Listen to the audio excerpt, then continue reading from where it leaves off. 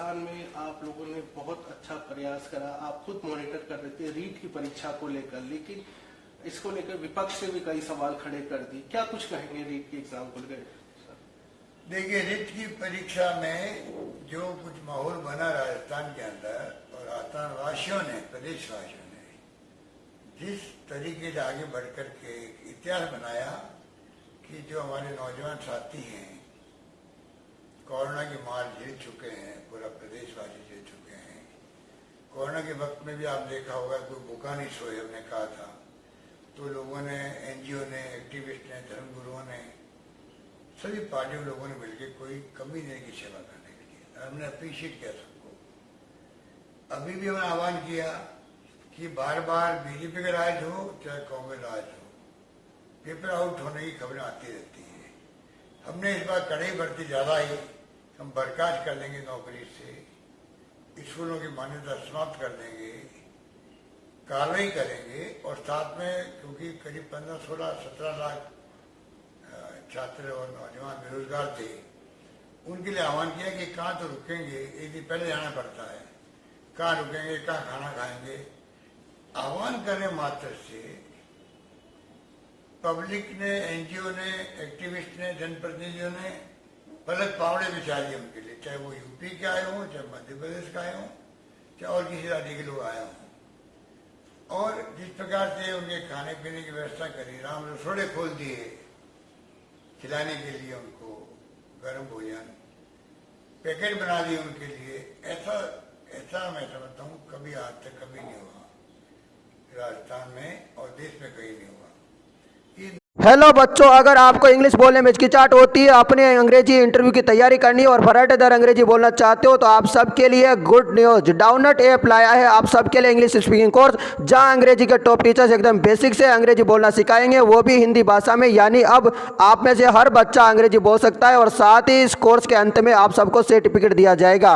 अभी जाइए और डाउनलोड ऐप पर कोर्स अभी खरीदिए, अंग्रेजी बोलने के सपने को पूरा कीजिए। पूरे भारत में सबसे बढ़िया दाम और इतना टॉप क्वालिटी का कोर्स सिर्फ डाउनलोड पर मिलेगा। कोर्स का लिंक डिस्क्रिप्शन में दिया गया है। नई परंपरा एक प्रकार से राजस्थान की जो महान परंपरा रही है, उसी का एक रूप था ये, जो देखने को मिला। ये हमारे विपक्ष के साथियों को पक्ष ले रहा है, क्योंकि जिस प्रकार जिंदाबाद के नारे लगाए उन लोगों ने वहां पर, सरकार के और समाज सेवियों के, एक्टिविस्टों के, सबके, वो डाइजेस्ट नहीं हो रहा। इसलिए कुछ लोग ऐसे हैं समाज के अंदर, वो इसको भड़का रहे हैं। दूसरा क्या है कि नौकरी लगेगी 33,000, जो बहुत बड़ी एक, मैं समझता हूँ कि बड़ी संख्या में हमने एक अवसर दिया। उनको लगता है कि ये 33,000 नौकरी लगेगी तो बाकी कोई लगेगी नहीं, तो भड़काने में आसानी हो जाती है। अच्छा, आजकल पेपर ऐसे आते हैं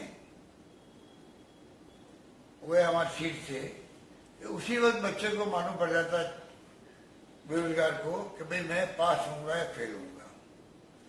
तो जो मालूम है कि भाई अगर मेरा नंबर नहीं आने की संभावना है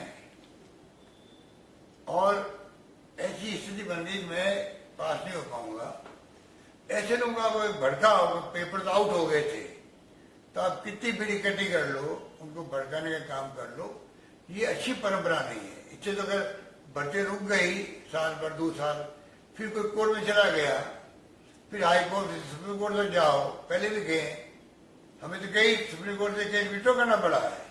तो ये अगर परंपरा रही तो मैं समझता हूँ कि आगे बढ़ते कैसे होगी। तो ये विपक्ष को समझना चाहिए कि ऐसी गलती नहीं करेगी। उनके शासन के अंदर भी, जब भारतीय जनता पार्टी का शासन था, तब भी पेपर आउट कई बार हुए हैं। हमने तो बहुत बड़ी अच्छे ढंग से मैनेज किया पूरे इस प्रोसेस को। तो ये जो कुछ वो लोग हो गए, कुछ लोग ऐसे लोग हो गए नेता लोग बनने के लिए, नेता बने हुए हैं, वो कई अफवाह चला रहे हैं।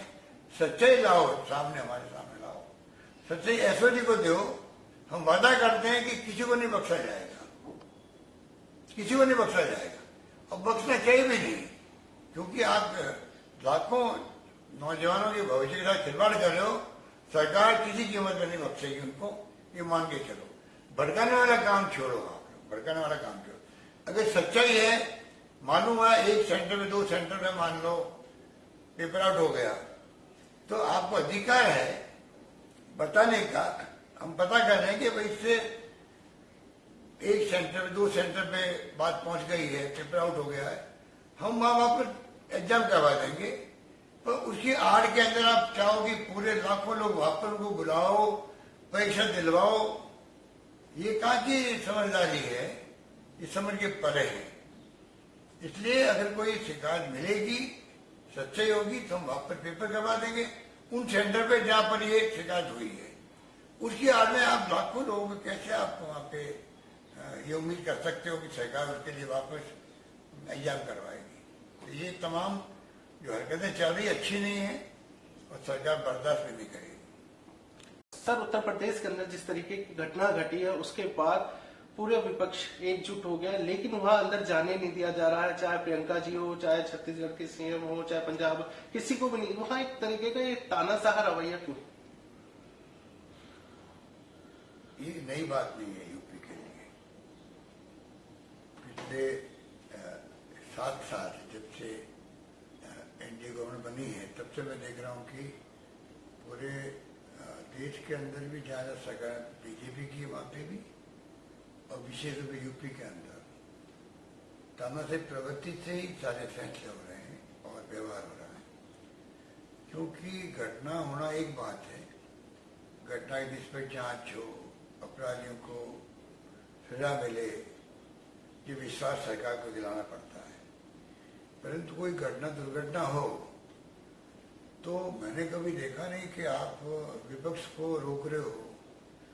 अगर विपक्षी पार्टी जाएगी, बातचीत करेगी और अपनी टिप्पणी प्रस्तुत करेगी पब्लिक के सामने, तो पब्लिक का विश्वास जमता है कि हो सकता है सरकार दबाव में आकर के हमें न्याय नहीं दिलाए, परंतु विपक्ष आ गया है, उन्होंने अपनी बात कही है, इसका मतलब वो हमारे लिए संघर्ष करेगा, हमें न्याय मिलेगा, उससे शांति स्थापित करने में सहयोग मिलता है सरकार को भी, और आम जनता को लगता है कि नहीं अब न्याय मिलकर रहेगा।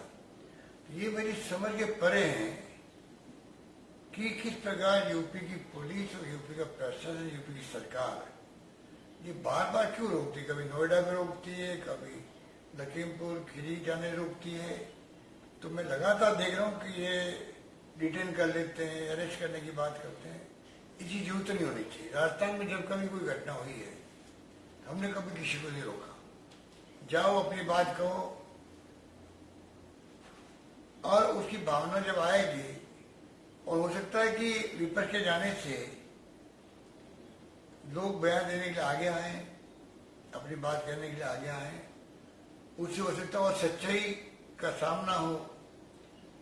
अगर सरकार में ईमानदारी है और सरकार चाहती है कि अगर किसी ने क्राइम किया है, किसी गलती है जिसके दौरान सब कुछ वहां पर इतने लोग मारे गए, अगर सच्चाई सामने आती है तो आपको तकलीफ क्या होती है? तो आपको तो खुद को आगे आके सहयोग करना चाहिए। विपक्षी पार्टी जाए, उनके लिए पुलिस प्रशासन को कहना चाहिए कि इनको कोई तकलीफ नहीं होनी चाहिए, इनकी सिक्योरिटी पूरी होनी चाहिए। कि अब ऐसी स्थिति आती है कि विपक्ष आता है तो एक गुट जो है वो बदतमीजी उतर जाता है। तो सरकार की ड्यूटी है कि आप कहो